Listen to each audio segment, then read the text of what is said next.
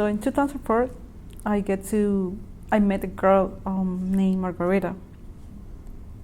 I was in the streets walking with nowhere to go, and she invited me to her house, and she fed me. And then she told me about Good Counsel Homes, but I was not sure because I don't speak English at all. I don't understand English at all. So I let her to decide for me, basically. And so she and her husband take me to Good Counsel Bronx. And when I get there, I was surprised. People look at me like they know me. And I was, wow, I think I'm gonna survive. Before that, it's people telling me, you gotta get a version. You're just new to this country. Where are you gonna live? What are you gonna do with your baby? And I'm not gonna lie, I get to the point that I was laying down on the bed and they doing a sonogram, and I say, I can't kill my baby. So I decided to have him. I remember my mom was mad at me. She stopped talking to me. But I just have my baby because I don't know why. I don't know why, just to have him. Now he's 18 years old. He's working. I never regret to have him. Even when he's mad at me or he's drinking. No, I am happy to have him. After getting to Good Counsel, I feel more like it's not only my mom and my dad and my brothers. No, it's more people who care about you. And I was feeling embarrassed, I'm not gonna lie. I was looking at people like, are you mad at me? Are you happy? I was so confused. And I remember Miss Morgan. She was looking at me, it's like, serious? And in my head, she's mad at me. Like, I would not lie, 7 years later, I found out she was not mad at me.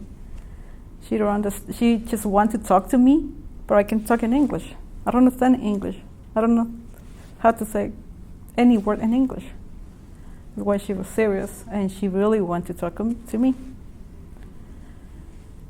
When I had my son, Miss Martinez was with me. She went with me to the hospital. She was pregnant, and doctors told us the baby's not gonna come till next morning. And it didn't happen that way. So like 11 p.m., the baby's heart is going down. So I got an emergency. They all over. They start walking around like all over it, and they scared. I have no idea what's about me and my son. Now I know, because I know. Miss Martinez came back, and he said, "What happened?" I said, "I don't know." I said, "You okay?" I said, "Yes, I'm okay." So why doctors are running around? And I said, "I don't know." But they shaved my area here. She speaks Spanish, of course I said in Spanish. And she said, "Okay, everything's gonna be okay." So, okay. I had no idea what's going on until one of the doctors told me, "Your son is dying. If we don't take him out right now, he's gonna die." I was like, in that time, my mind went black, and I said, "Wow, it's not what I was looking for before, just to kill the baby, and now I don't want him to die." And I said, "You know what?" I start praying, and I get to surgery, and this is the day that changed my life forever. Just It's not words can explain my feelings in that moment. I feel confused. I feel worried. I felt sad. Then finally my tears came out. And I still wonder, I was happy tears? Or what kind of tears there are? And so after that, my son stayed in the hospital for 2 weeks. So Good Counsel took me to the hospital every day to see him. And it's not words there to say thank you to them. Because when I get to Good Counsel, I get able to eat 3 meals per day. Before getting to Good Counsel, I was cleaning homes for $100 a week. I pay $90 per week for rent. And I have only $10 to buy food. And I don't know how I survived that. But after Good Counsel, pretty much everything changed for me for good. It's the best thing happened to me pretty much in my entire life. And now you have beautiful family. Yes. So in April 2005, my son, I gave birth to my son. And a few months later, Good Counsel Bronson was closed for renovation reasons. And they sent me to Staten Island, to Staten Island Homes. There I met Claudia, I met a whole bunch of people. There are more people who speak Spanish. And it was more easier for me. I believe, thanks to that, I met my husband. And my life changed in a different way. I was working at Subway's when I met him. And I remember when I was in Good Counsel, people started helping me to learn the words. And how to write the words too. Omaira is the one who teach me how to write the words. And I remember the first words he teach me to write is, I love you, Mom. And Lila told me, she makes sure I learned those 2 words, lettuce and tomatoes. It was every day, lettuce and tomatoes, Dina, lettuce and tomatoes. And I get it. So eventually I got a job at Subway's and I started working. I felt so good. Now I can provide for my baby and save money to move to my own apartment. And it's thanks to Good Counsel. Otherwise, I don't know what happened to me. I really don't know.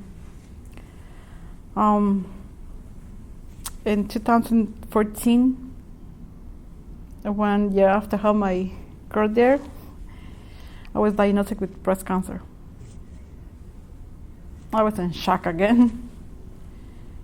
I can't believe it. I never said, why me? I said, why? My mind says, why? My husband was there with me. So he was the biggest support at that time. I find out and I go back to Good Counsel. I speak to Claudia. I said, this is going on. And she said, what? Yeah. Again, she told me. We have funny because she told me, you have a story. She told me, you, a girl, but you act like a man. So you got this. I said, okay, thank you for your support. And she always calling me every week, how you doing? After every chemotherapy, she makes sure she calls me, how I'm doing. I beat it.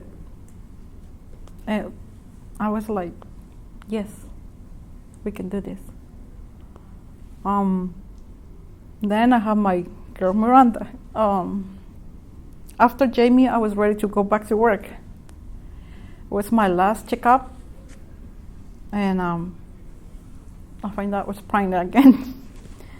So I said, and that time, I cried again. I was so confused. It's because I'm happy.